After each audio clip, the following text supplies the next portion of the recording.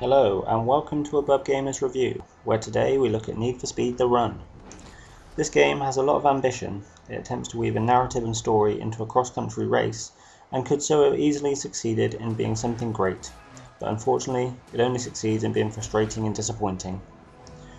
Need for Speed The Run has your character taking part in a race across the United States with hundreds of contestants, and your objective is to reach New York in first place.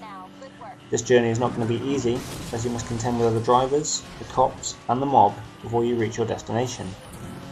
Other obstructions you're going to have to contend with are sluggish and unruly controls that are nowhere near as tight as other Need for Speed titles, hidden poles and rocks and other things in the ground, spawning oncoming traffic that gets right in your way, and various other technical faults that will all end your race prematurely, often through no fault of your own. The controls in the run, as I said before, are sluggish and do not handle well. You can veer off track at any point and the physics seem to work as they please. You can use certain walls to keep yourself on track and then suddenly find yourself wrecked after a lesser impact. AI traffic seems to do its best once checked to hold you up, while the AI racers can cruise through without a care in the world. You can also find at the last second of leading a race that an opponent seems to appear out of nowhere to snatch the victory away from you. The setup of this game sees you take control at key points throughout the ongoing race so that it can be split down into stages, each in a different area of America.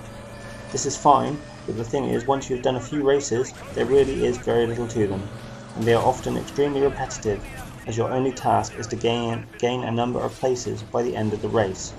You also have to defeat certain other named drivers, which involves much the same thing, and occasionally you have to survive the onslaught of previously mentioned tactics by the police and local gangsters.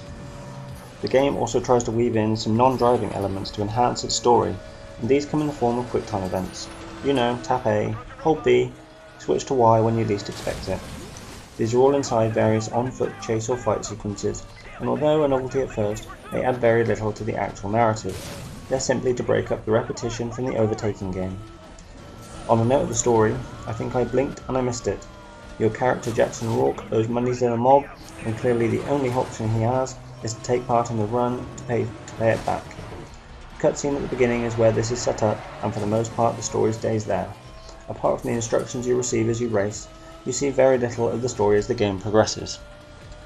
EA decided to make this game in Frostbite 2, the same engine as they did Battlefield 3, and in my honest opinion I really wish they had. Sure, everything looks amazing, but the engine is vastly underused in terms of car handling, destructible environments and AI control. I must say though, that when I say everything looks amazing, for the most part the surroundings look stunning. This is a visually impressive game, and that cannot be taken away from it. The variety of landscapes you race through can be striking in places, but while this may work in a game like Forza, in the fast-paced Need for Speed world, this can actually distract you from your race, leading to only more frustration. Thankfully, the campaign for the run is quite short and only amounts to about 3 hours of race time. This will be increased by subsequent retries of sections, but the game is still short. Autolog makes an obvious comeback, and this works well keeping track of you and your friends' times, as it has done now in practically every game EA make. In summary, if you're a die-hard Need for Speed fan, I could recommend you renting this game, but I cannot recommend that you buy it.